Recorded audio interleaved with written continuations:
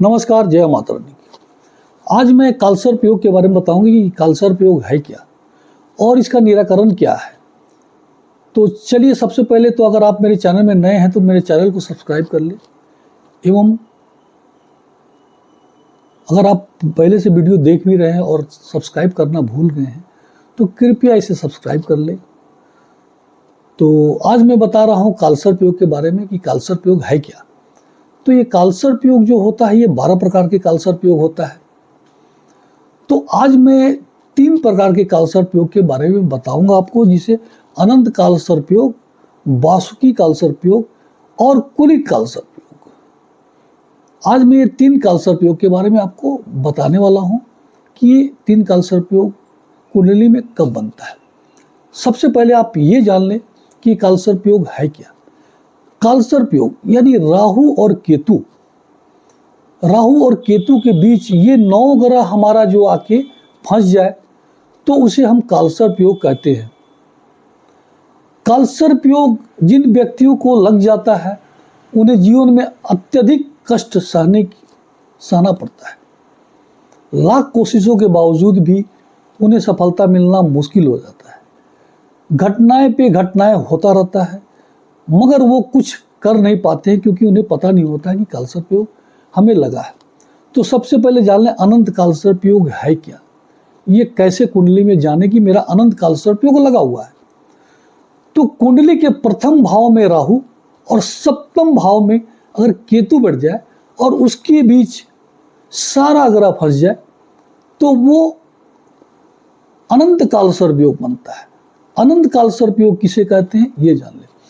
अनंत कालसर्प योग यानी कि अनंत, इसमें कठिनाइयों का अनंत है, इसका कोई अंत ही नहीं है। आपके जीवन में चाहे जितना भी मेहनत कर ले, आपको सफलता नहीं के बराबर मिलता है। अनेक प्रकार का कष्टों का सामना आपको करना पड़ता है। आप लाख कोशिश करें, आपका काम होगा नहीं। हाँ, अगर कोई काम को कर रहे हैं तो उसे काफी दिन तक करते रहे, तुरंत करके घबरा ना जाए, क्योंकि कालसर्प योग जब आपको लगा हुआ है तो इंसान तुरंत घबरा के काम को छोड़ देता है, उसका काम वहीं पे रुक जाता है। तो कोशिश ये करना चाहिए इंसान को कि मैं काम को करता रहूं, निरंतर करता रहूं, एक न एक दिन हमें सफलता जरूर मिलेगा। तो चलिए, ये तो अनंत कालसर्प योग के बारे में मैं बताया, और ये तीनों कालसर्प योग का निराकरण एक ही है जो मैं अंत में आपको बताऊंगा। अब कुलिक कालसर्प योग के बारे में मैं आपको बता रहा हूं। कुलिक कालसर्प योग यानी कुल, आप अपने जीवन में अगर आपको कुलिक कालसर्प लगा है तो अपने जीवन में आप परेशानियों का सामना करते रह जाएंगे। अपने कुल यानी परिवार में बीमार लोगों का इलाज, कोई घर में परेशानियां का समाधान आप करते रह जाएंगे, यानी कुल में आपकी परेशानियां बढ़ जाएगी। आप घर की सेवा करते करते आपकी जीवन पूरा खत्म हो जाएगा और आप कुछ कर नहीं पाएंगे। अब चलिए, कुलिक कालसर्प योग कैसे जानेंगे। कुलिक कालसर्प योग है, अगर आपका द्वितीय भाव में राहु बैठा हो और अष्टम भाव में केतु बैठा हो और उसके भी 9 ग्रह, 7 ग्रह आके फंस गया हो तो उसे हम कालसर्प योग कहते हैं। कुलिक कालसर्प योग, कुलिक कालसर्प योग में लोग अपने घर परिवार के समस्या का समाधान करते रह जाते हैं। कुल के लोग को परेशानियों का समाधान करते रह जाते हैं और अपने जीवन में कुछ नहीं कर पाते। तीसरा है वासुकी कालसर्प योग। वासुकी कालसर्प योग है क्या कि दुर्घटनाओं का कारण है। आपके जीवन में हमेशा दुर्घटना होता रहेगा। आपकी मानसिक स्थिति बिल्कुल ही ठीक नहीं रहेगी। तनाव में आप हमेशा घिरे रहेंगे। कोई भी काम करने से पहले आपको डर लगेगा। आप कोशिश करेंगे कि मैं घर में ही बंद रहूं। बहुत लोगों को देखा गया है कि अपने घर में रहने की आदत हो जाती है और ये बाहर निकलना नहीं चाहते कि मैं व्यापार करूं या नौकरी करूं या कुछ भी करूं। इन्हें बाहर से डर लगता है कि हमें जीवन में कुछ हो जाएगा। वैसा नहीं है कि आपके जीवन में कुछ हो जाएगा। संघर्ष तो करना पड़ता है, ग्रहों से तो लड़ना पड़ता है, और ग्रह से नहीं लड़ेंगे तो आपके जीवन में सफलता कैसे मिलेगी। तो आपको निकलना चाहिए और कोशिश करना चाहिए। अब जान लीजिए कि ये वासुकी कालसर्प योग है क्या। वासुकी कालसर्प योग तृतीय भाव में अगर आपका राहु बैठा हो और नवम भाव को भाग्य स्थान बोला जाता है, वहां पे केतु बैठा हो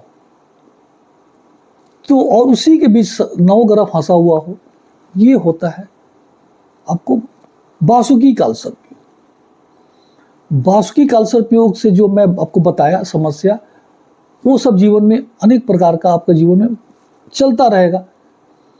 दुर्घटनाएं आपको परेशान करते रहेंगी, मगर आपको कोशिश ये करना चाहिए कि मैं अपने समस्या का समाधान किसी भी जाके एस्ट्रोलॉजर से मिले और ये जाने कि हमारी कुंडली में कौन सा दोष है। जब आप दोष को जान जाएंगे तब उसका निराकरण कराएं। अब देखिए निराकरण क्या है। सबसे पहले तो कालसर्प योग का निराकरण आप जहां तहां ना कराएं। दो जगह कालसर्प योग का निराकरण होता है, पहला उज्जैन, दूसरा त्र्यंबकेश्वर। वहां के ब्राह्मणों के द्वारा इसका निराकरण किया जाता है, आप जाके वहां जरूर करा लें। कालसर्प योग कोशिश ये करना चाहिए अपने जीवन में कि जल्द से जल्द करा ले, ताकि हमको आगे जीवन में तरक्की में बाधा ना आए, हम तरक्की के कार्य कर पाए और अपने जीवन में सफल बन पाए। अब चलिए इसका और भी निराकरण मैं आपको बता रहा हूं। सबसे पहले आप मिट्टी का या आटे का नाग और नागिन, 7-7 जोड़ा नाग नागिन बनाएं और किसी भी अमावस्या को किसी बहते जल में उसे प्रवाहित करें। दूसरा उपाय, शिव मंदिर में जाके प्रत्येक दिन शिव जी को दूध जरूर चढ़ाएं। नाग पंचमी के दिन शिव जी को और नाग जी को, नाग देवता को आप दूध और लावा जरूर चढ़ाएं। प्रत्येक रोज शिव कवच का पाठ करें। अपने गले में कालसर्प दोष कवच जरूर डालें। एक कालसर्प योग यंत्र अपने पास पर्स में जरूर रखें एवं प्रत्येक दिन महामृत्युंजय का जाप करें और ओम नमः शिवाय का जाप एक माला रोज करते रहें। अब देखेंगे कि आपका कालसर्प योग का असर जो है धीरे धीरे कम हो रहा है। और एक चीज मैं आपको बता दूं कि ये कालसर्प योग यानी कि केतु को कालसर्प दोष में सामान्य करना या उसको बैलेंस करना अति आवश्यक होता है। तो आप एक अपने मध्यमा उंगली में, ये बीच वाली उंगली में, इस उंगली में आप एक कैटसाई, सिलोनी कैटसाई, हालांकि सिलोनी कैटसाई थोड़ी महंगी होती है, तो आप एक सिलोनी कैटसाई इस उंगली में आप जरूर पहन लें और उसका वजन 5 से 7 रत्ती के बीच होना चाहिए। आप इसे जरूर पहने। अगर आपके बच्चों को है तो उसे गले में, लॉकेट में जरूर डालें। आप देखेंगे कि आपके जीवन में जो समस्या है वो धीरे धीरे करके समाधान होना शुरू हो गया।